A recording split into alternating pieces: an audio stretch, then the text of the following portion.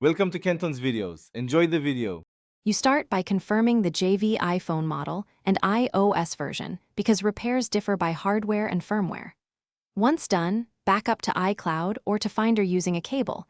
This protects data if you restore. Make sure to disable the passcode or Face ID briefly and plug into power or reach 50% battery. This prevents interruptions. These steps let you run diagnostics, collect error messages, and decide whether a software restore or hardware attention is next. You now perform the core fixes. Collect analytics logs to pinpoint crashes, then try a force restart. This clears transient glitches. If the problem persists, put the device in DFU mode for a complete, low-level restore. DFU bypasses the operating system so you can reinstall cleanly. Use an official cable and the latest iTunes or Finder on a stable computer, and have a second machine available in case of software conflicts. These steps handle most firmware and corrupted OS issues. You finish by checking hardware.